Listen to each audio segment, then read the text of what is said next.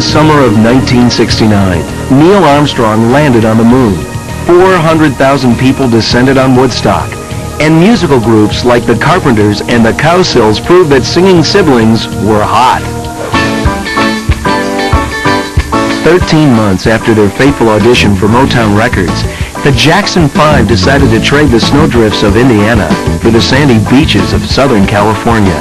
The move to California was a big step, but you gotta be ready for change. I was ready because I knew that we had done all that we could do in Indiana, and it's time to go to the next level. Well, it was easy for the Jacksons to cope with moving from Gary, Indiana to Hollywood for one reason. They were kids. And if you're a child, transition is often easy.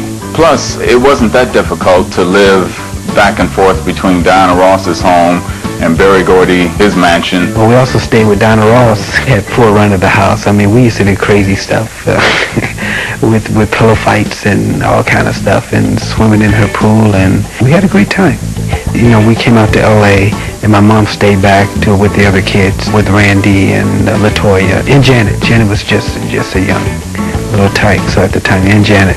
My mom, you know, didn't want to split the family up, but she came out a couple of months later and then joined everyone. Once she got here and saw how they were being taken care of, I think she was all right with it. That was one of the, I should say, glorious times in my life, because ever since I was a little girl, I dreamed of moving to California. Took 9 children, and about 18 years later, but I finally made it. While the rest of the family was settling into their new home, Berry Gordy was busy preparing the Jackson 5 for their debut as Motown's newest and youngest stars. Berry Gordy's next move was to have Diana Ross help the Jackson 5 get the exposure they needed, beginning with their national TV debut on the Hollywood Palace. Now, you said young, been in show business all his life, and likes the stage. Now, you want to tell me who's young, who's been in show business all his life, and likes the stage, except me and Ed Sullivan? Well, there's one other.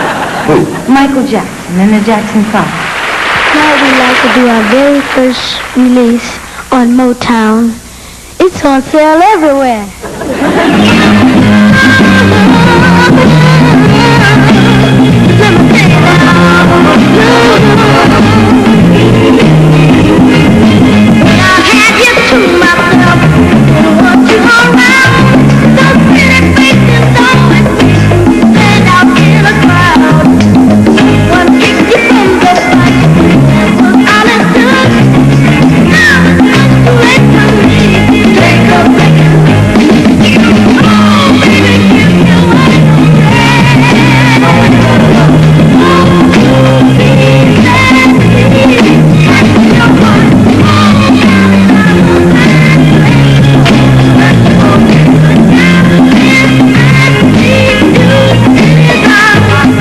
Notes of, you know, a piano tinkle of I Want You Back. I'm sub 10 years old, but still, it just, you know, it gave me chills even then, the same way it does today. Heard this thing on the radio and actually thought that this was an adult group.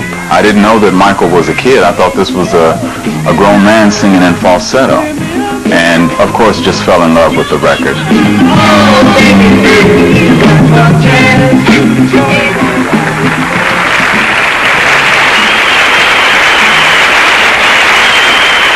The Jackson 5's first single, I Want You Back, rocketed to the top of the pop charts. Their second hit single, ABC, knocked the Beatles out of the #1 spot. ABC, what better song for a bunch of kids to sing than basically ABC, which was taking soul and then turning it into something for grade school kids.